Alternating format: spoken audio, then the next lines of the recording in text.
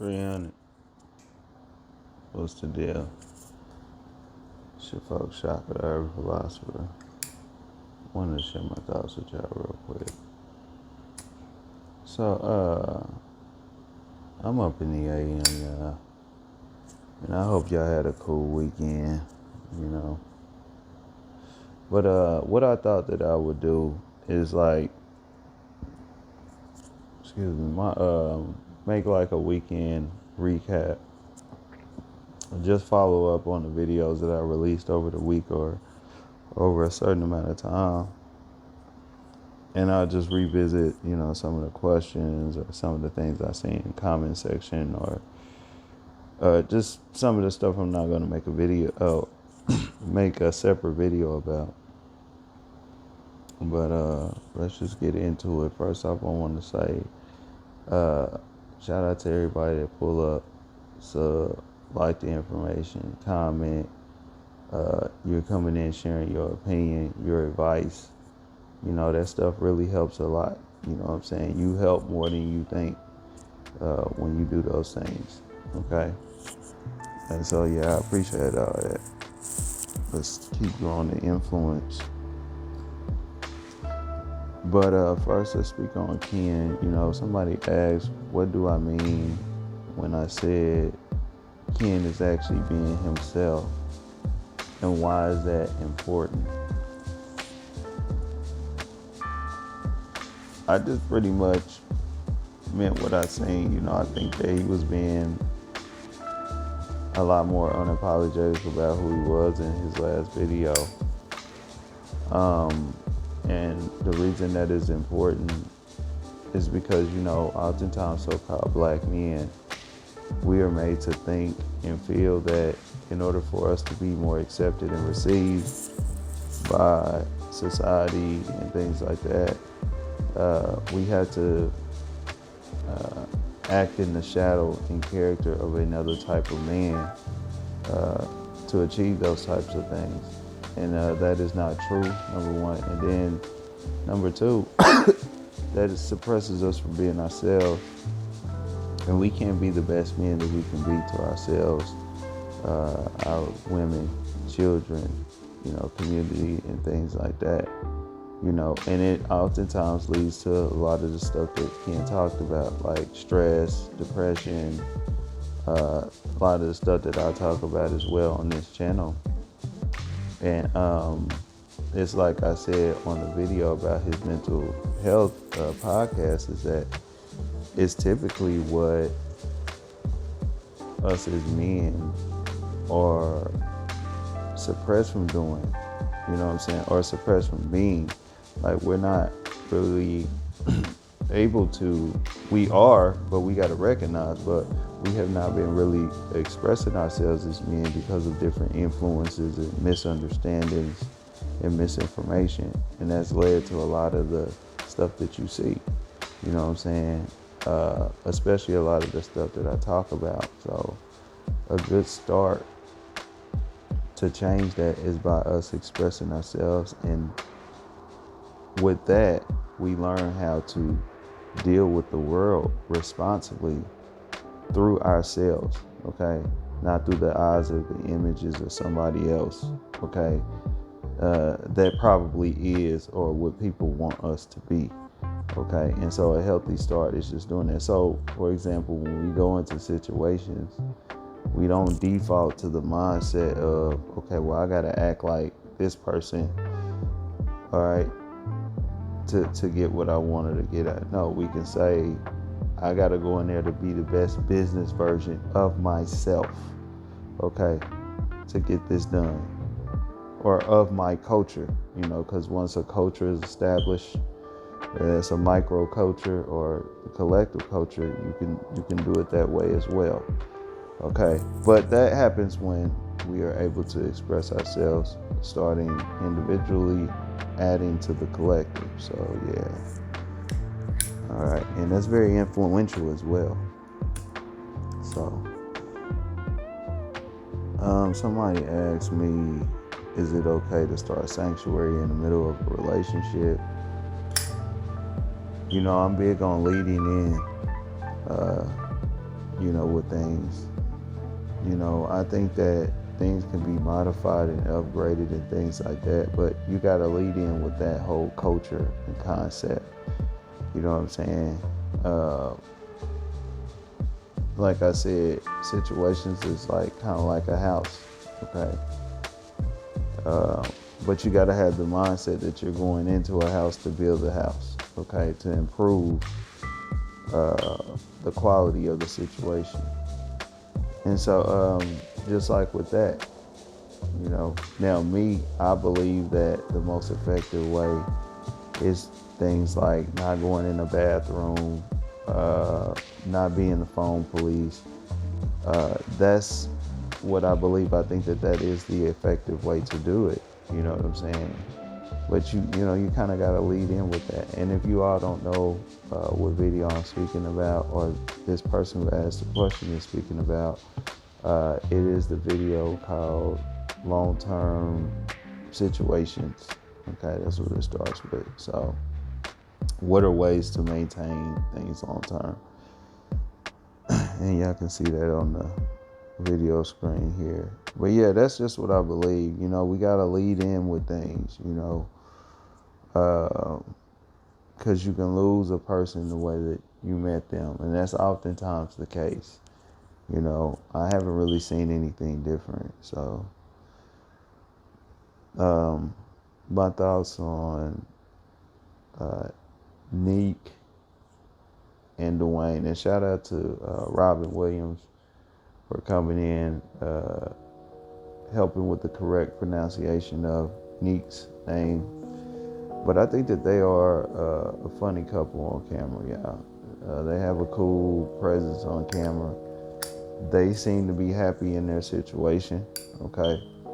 Now, some will say Dwayne is clout chasing. I've seen it in the comment section, but I can't really call that.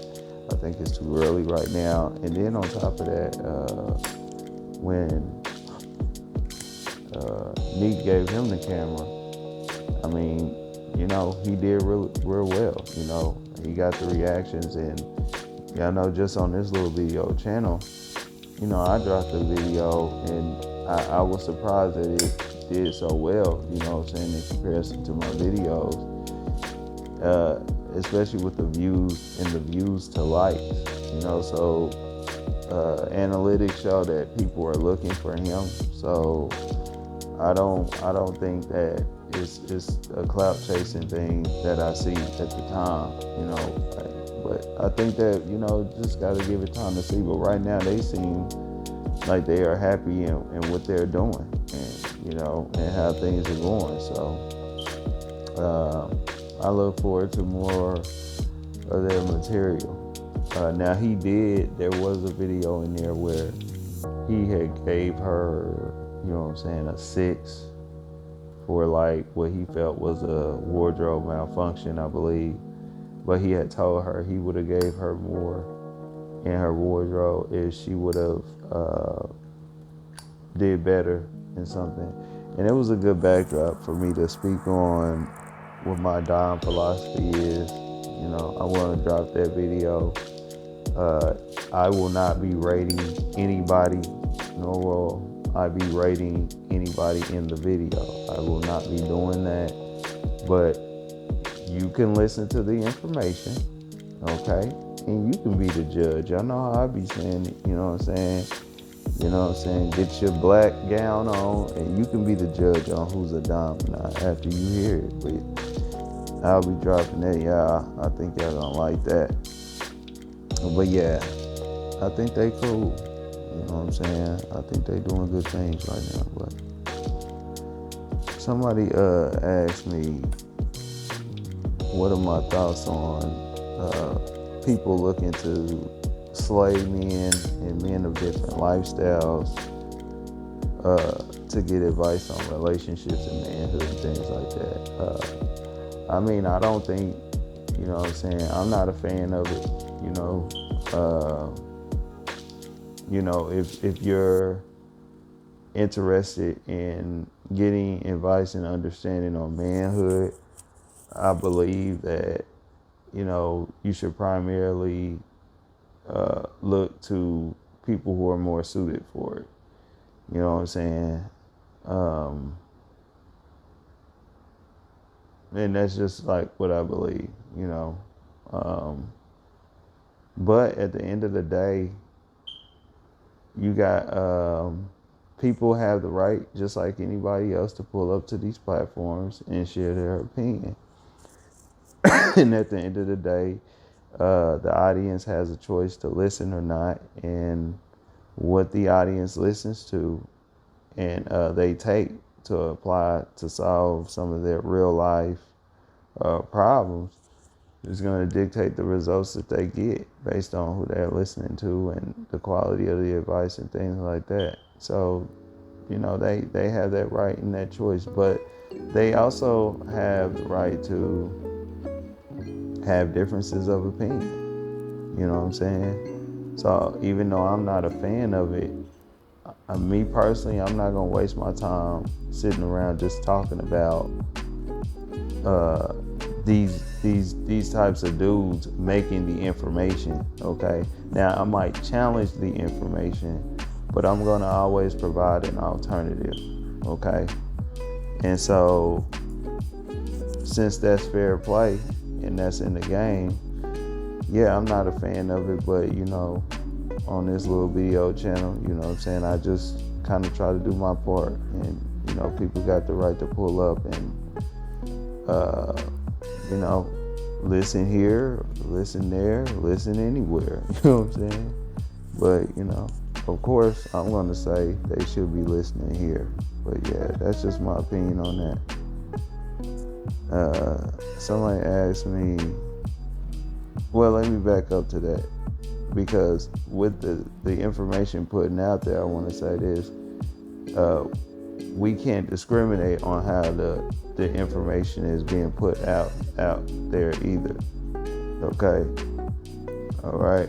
If it was within the rules of the game, you know, whether it's debate or whether the information is just being shared, you know, or whether it's just somebody standing on what they say. So, but we want to make sure it's out there, you know. So yeah. But somebody asked me, do I really believe Nique and Baby was sacrificed? They said to me, it seems like it was a reach. Well, look, you know, man, it's fishy to me. I'll say that, you know. Nique Cannon was married for like 3 years. Well, Nique Cannon was married for a long time. I don't know the exact time frame, but I know that he had probably like 3 kids, okay?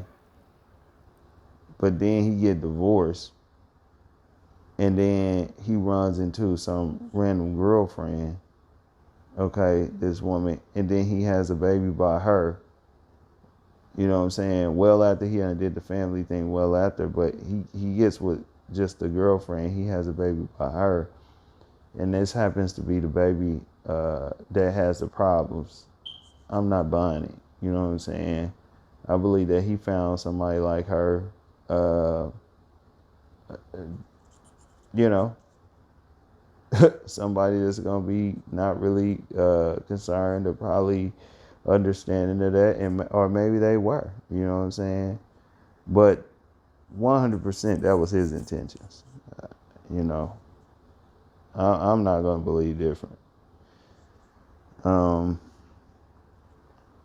Somebody did send me an email. They wanted to know my thoughts on Kevin Samuels missing from the social media scene, and why do I believe he got hot?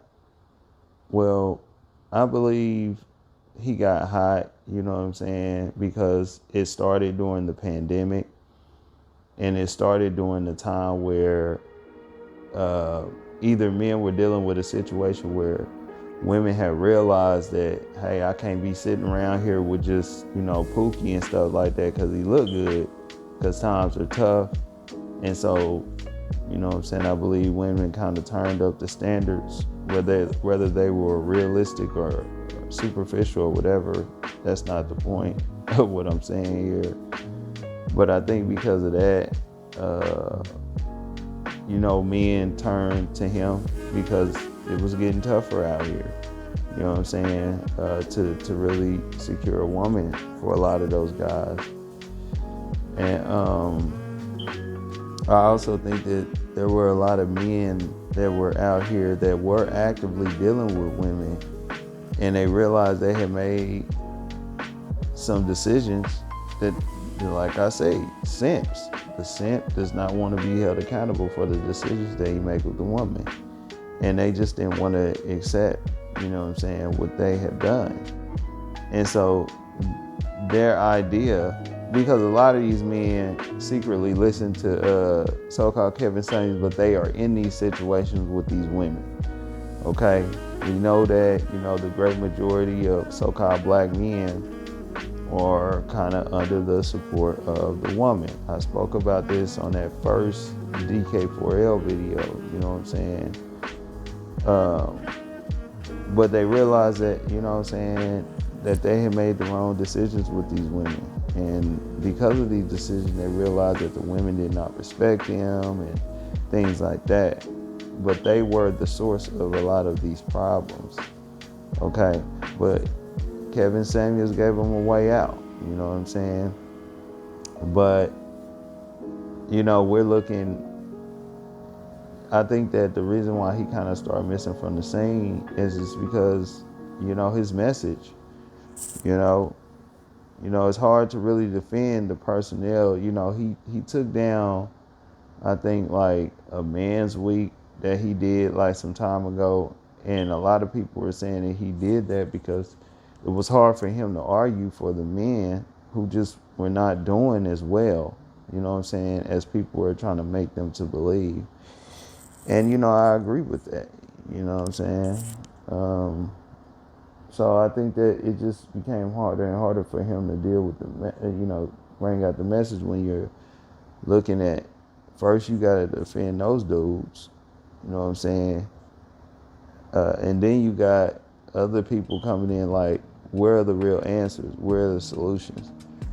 And then you got people calling you out for all these other things. I mean, I just think that that's kind of, you know what I'm saying,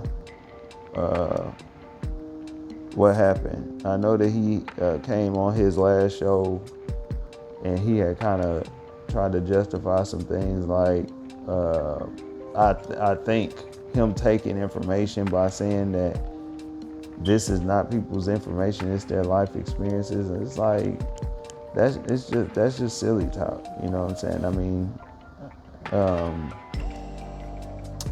it just is. But yeah, and then last, I just think that he's dealing with the same thing, kind of like Kwame Brown was dealing with. I said that with Kwame Brown, right after that shoe drive, you know, his viewers dropped significantly, you know what I'm saying? And just, I believe from a viewer standpoint, when this dude, Kevin Samuels, started talking about his TV plug or whatever, you know, a lot of his viewers who probably don't even know what it's about or whatever, they kind of got out the bandwagon with him because why? Progress. See, they're not interested in progress, you know, whether it's seeing, you know, him progress based on what he's been doing or whatever, or he is giving them information that will help them progress. They're not really interested in that.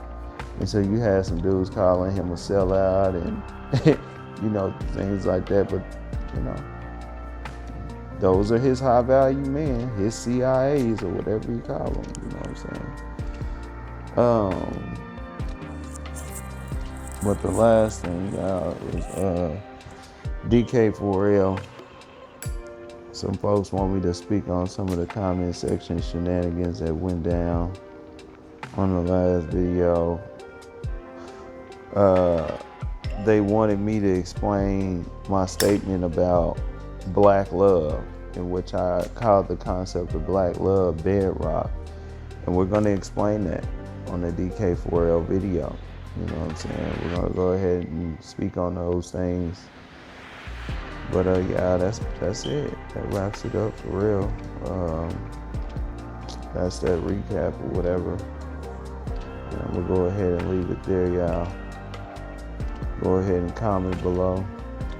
Like, dislike this information. Ooh, excuse me. But most definitely hit that sub button and that bell. Because I'm going to drop something you don't like, alright?